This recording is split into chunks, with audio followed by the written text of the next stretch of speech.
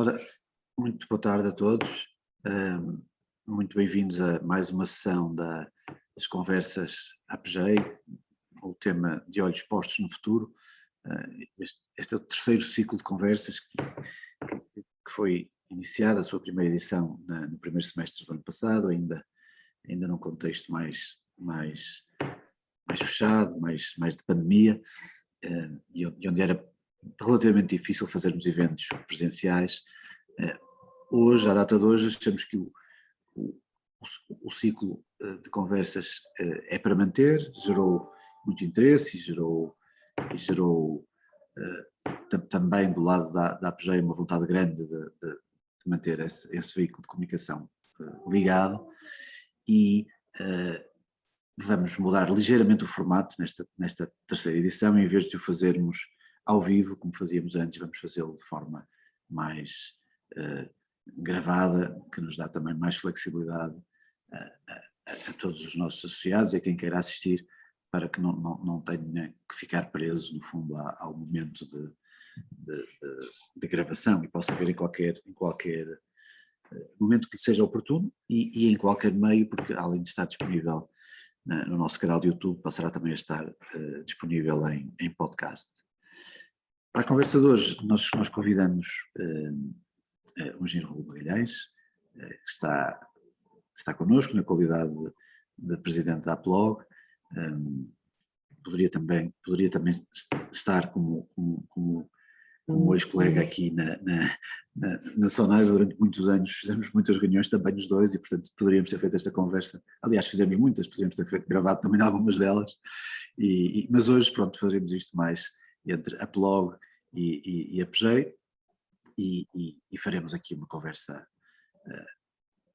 muito focada no que no fundo foram as dificuldades sentidas pelas empresas e pelo setor da logística nos últimos tempos, primeiro derivada à situação pandémica que vivemos e depois, mais recentemente, à questão da guerra no leste da Europa e às consequências económicas que daí adviram. Raul, obrigado por te juntares, obrigado pela conversa. Eu se calhar começava por aí, quer dizer, como é que tens visto estes últimos tempos de disrupção forte nas cadeias de abastecimento globais? Tu tiveste que a gerir, não é? E agora também do lado da APLOG, representando as empresas de logística, sentes isso muito na pele. Imagino que não tenham sido 2 anos propriamente muito tranquilos. Muito obrigado, Miguel. Antes de mais nada, o meu agradecimento a ti e à direção da APJ pelo convite, e espero contribuir de alguma forma para algum esclarecimento e para alguma visibilidade sobre a área da logística nos tempos que passam. Conforme disseste e muito bem, eu falarei fundamentalmente com suporte na informação da APLOG. A APLOG, como é conhecido, é uma associação de logística transversal, portanto tem no seu conjunto de associados quer a componente da produção, quer a distribuição, quer os operadores logísticos, quer as infraestruturas, os portos, as tecnológicas, e portanto, eu pessoalmente tenho aqui a felicidade de poder ter um conjunto de inputs bastante diversificado, o que enriquece de qualquer das formas, ou de uma forma substancial, melhor dizendo, a percepção e a análise dos momentos que vamos passando. E os últimos 2 anos foram realmente anos muito particulares. Para quem esteve habituado a olhar muito para dentro das suas operações e para dentro da sua empresa durante 10 ou 15 anos, foi o que eu julgo que a maioria das pessoas ligadas, nomeadamente à área da logística, fizeram, procurando identificar lacunas nos processos, melhorias nesses mesmos processos, na tecnologia, mas sempre tudo com uma visão muito interna, muito intralogística, de um momento para o outro. Ao menos produtividade nas áreas que nós controlávamos, não é? Exatamente, mas sem uma grande preocupação sobre o exterior, não é? De um momento para o outro passamos a estar no olho do vulcão e estar muito preocupados com o que é que se passava a 4.000 quilómetros ou 3.000 quilómetros de distância, os impactos que isto traria para as diferentes atividades e, portanto, aqui houve um primeiro fenómeno que foi a logística e os seus profissionais, com exceção daqueles que já estavam virados um bocadinho para a componente internacional, de um momento para o outro passaram a estar preocupados com um conjunto de variáveis que não eram tema, ou se era um tema numa análise de atividade mensal, ou trimestral, ou semestral. E isto tudo por força dos dois principais motivos que tu enunciaste. Em lugar, a questão da pandemia. E se calhar era mais tema até em áreas como as nossas, de logística, não é? E não necessariamente ao nível dos bordos. Sim, não, isso de todo, isso aí de todo. Não é? Mas aquilo que eu estava a referir, Miguel, é que mesmo nas áreas de logística, as preocupações estavam muito nos processos, na sua eficiência, nos custos, e de um momento para o outro nós passamos a preocupar-nos com cadeias mais longas, que em muitos casos quase nem tínhamos às vezes a percepção, quer dizer, começamos a preocupar-nos com componentes, com matérias-primas, com custos de energia em outras geografias e portanto, isto obrigou, enriqueceu por um lado o conjunto de competências dos profissionais, mas tem causado aqui bastantes perturbações do ponto de vista económico, quer a nível das empresas, dos cidadãos, já para não falar, mas fundamentalmente a nível dos países. Mas tu dizias, e muito bem, aqui o ignite disto foi claramente a pandemia, e a pandemia teve para mim dois impactos brutais, ainda vai tendo. A pandemia não passou. Nós continuamos ainda hoje, uma região / cidade da China entrou outra vez em lockdown, no Xi'an. Nós temos uma característica que foi talvez a principal causadora de uma grande parte das disrupções, que é o assincronismo da pandemia. E é o assincronismo, quer em termos de despoltar ondas de lockdown, quer depois relativamente à recuperação. E como estes movimentos são assíncronos, entre a procura e a oferta, quem está no meio, que são as cadeias logísticas, sofrem duplamente. Sofrem porque não estavam preparadas para este para-arranca que o assincronismo da pandemia tem a nível global.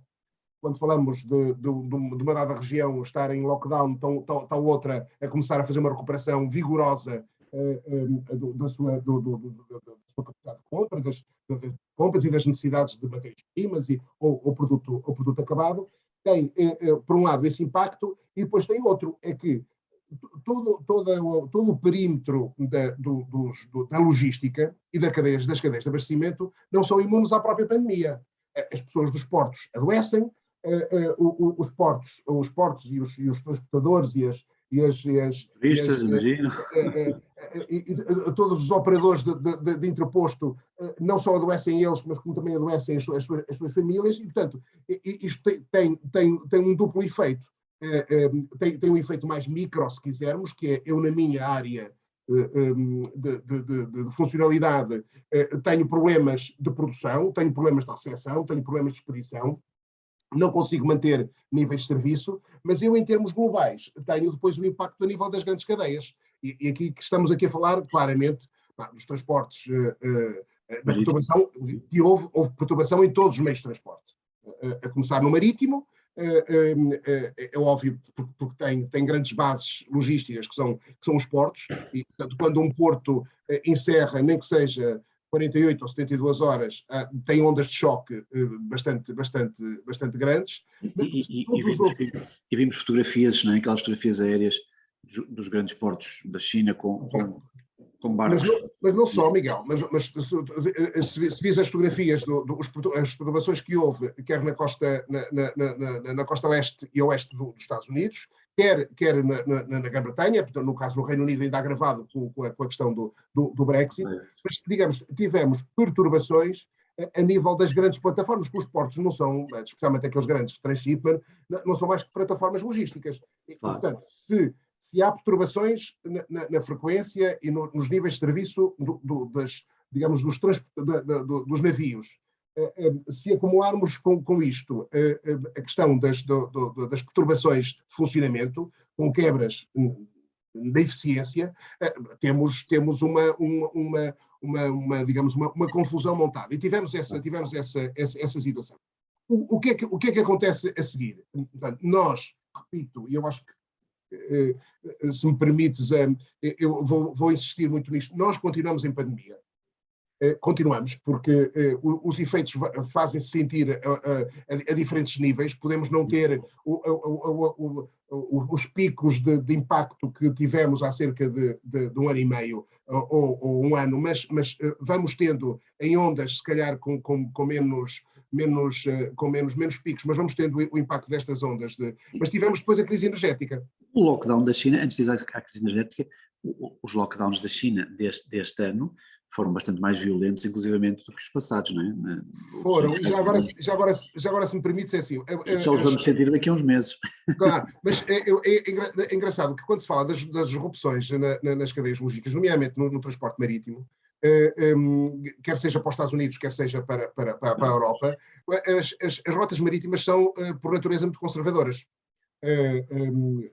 E, portanto, não alteram de 5 em 5 anos, nem de 10 em 10 anos. E a rota marítima do Far East, aquilo que inicia na Coreia do Sul, e a próxima escala são logo os portos da China.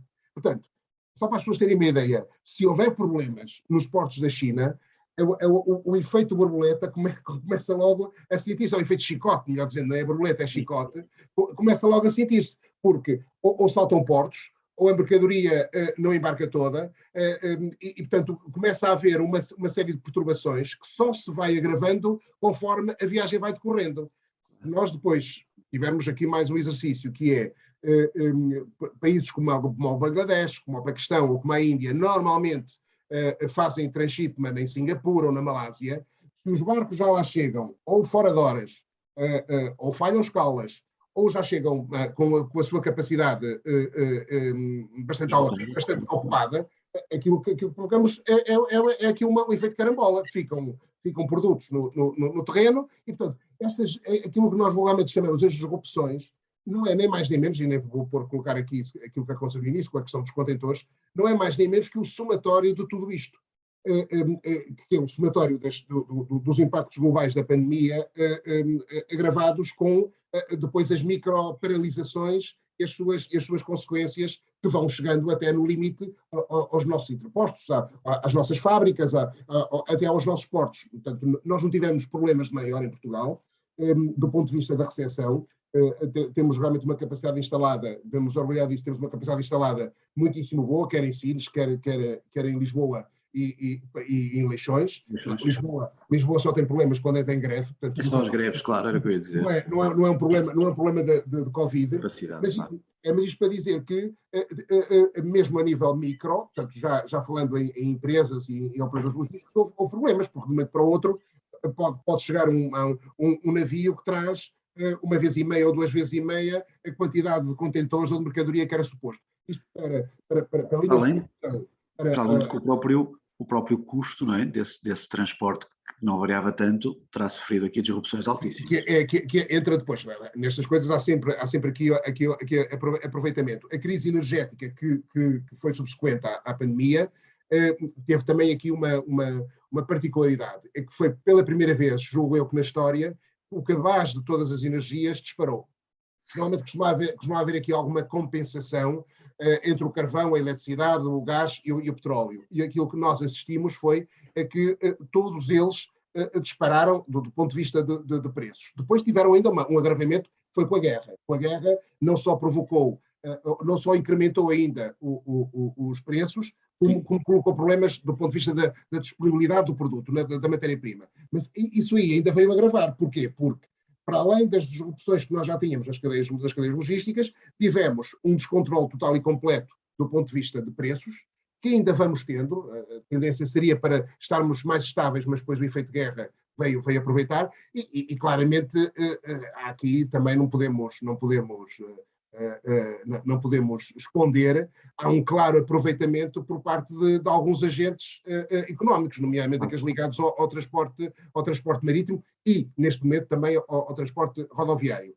A falta ou a perturbação existente no mercado permite que muitas vezes se pratiquem preços bastante acima daquilo que seria razoável ou fair, para utilizar uma expressão inglesa. A evidência disso está em que em 2 anos todos os grandes carriers, portanto, que também estão relativamente concentrados, portanto, que também não ajuda muito Pois, este não ajuda muito a exercício, concorrência, não é? tiveram resultados que foram superiores aos últimos 10 anos, portanto, ou seja, estão sentados em cima de liquidez. E a outra evidência é que compram tudo que temos um operador que neste momento está entre os 2 primeiros operadores mundiais a nível de shipment, que fez um bid pela Alitalia, que é uma companhia de aviação. Quer dizer, assistimos a compras a Maersk comprou a Unilabs, que é uma farmacêutica, para além de dezenas de startups. Portanto, assiste-se realmente a um excesso de liquidez que é resultado, talvez, daqui a algum aproveitamento de um super controle no mercado. Esta crise energética realmente trouxe desculpa não só para os aumentos, mas também trouxe claramente aqui uma contribuição para a continuação da disrupção. Eu, há bocado, só para referir, nós focamos muito, quando falamos das cadeias de abastecimento, focamos muito, até talvez no meu caso e no teu, talvez até por alguma deficiência profissional, no produto acabado. Mas os maiores problemas não foram o produto acabado. O produto acabado, com maior ou menor dificuldade, arranja-se um substituto.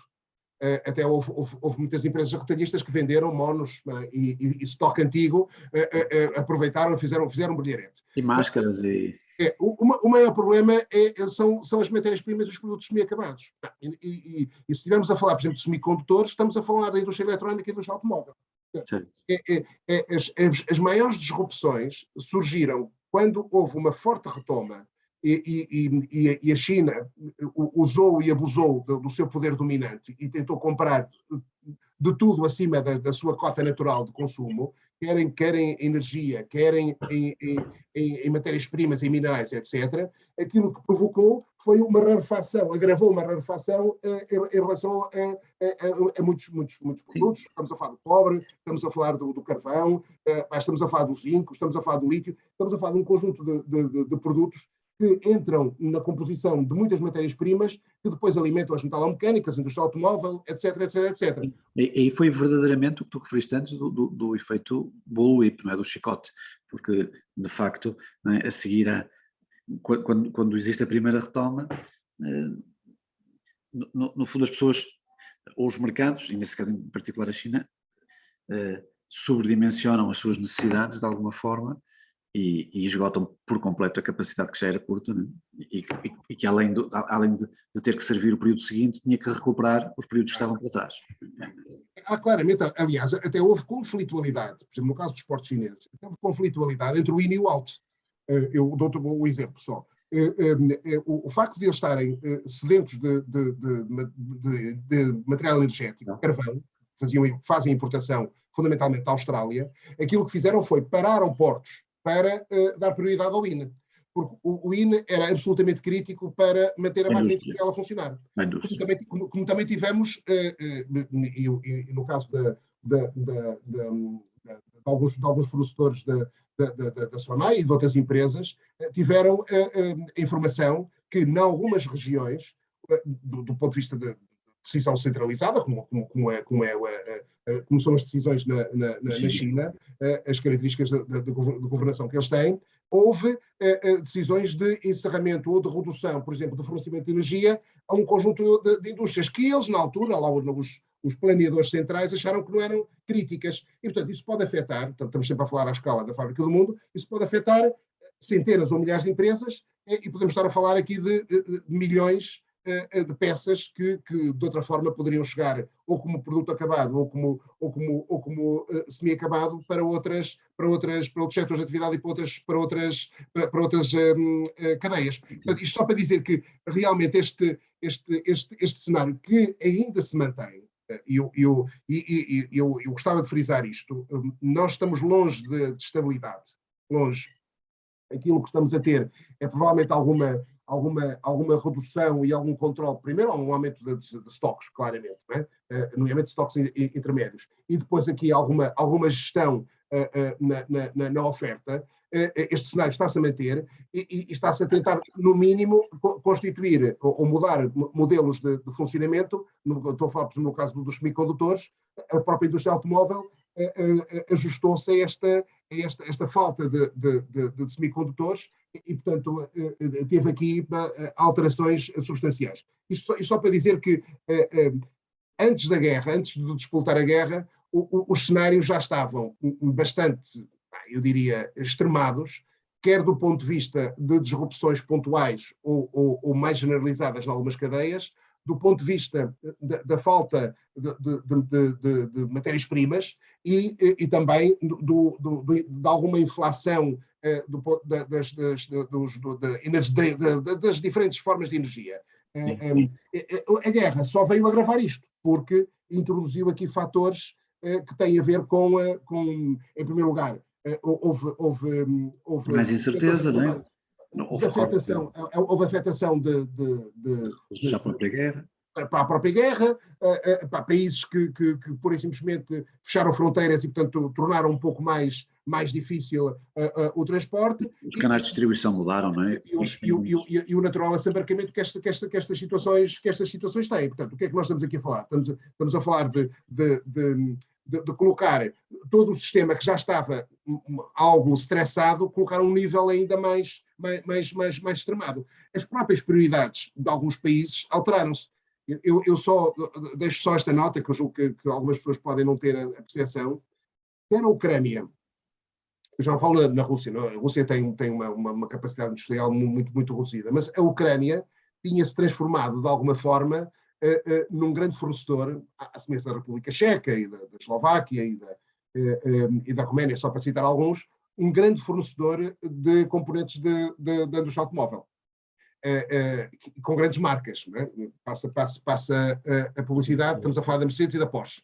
E, portanto, e a Moldávia também. E portanto, o que é que acontece? Todas estas cadeias e todos estes setores e todas estas empresas que ficaram debaixo de fogo, literalmente, tentaram arrepiar caminho. Portanto, em cima do cenário que nós há pouco estávamos ali a referimos, temos aqui estas novas variáveis que não vieram nem de perto nem de longe ajudar a qualquer tipo de estabilidade.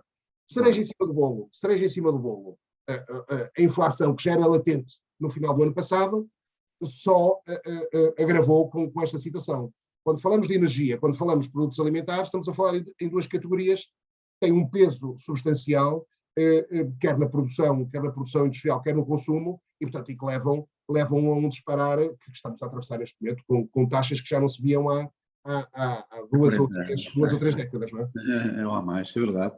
Olha, obrigado. Eu acho que para uma primeira conversa sobre o que foram, de facto, e o que estão a ser, e como muito bem tens frisado, longe ainda de terminar esta fase complicada, instável e volátil que vivemos, eu se calhar deixava agora para uma segunda conversa, a termos muito proximamente o que é que disto vai ficar, o que é que disto é conjuntural e o que é que passa a estrutural, como é que devemos olhar para o futuro e, no fundo, como é que as empresas podem também planear as suas atividades, os seus planos de crescimento, o que quer que seja, a 2, 3, 5 anos, mas deixamos isso se calhar para uma conversa próxima. Muito obrigado e foi um prazer. Um abraço grande. Obrigado. Obrigado.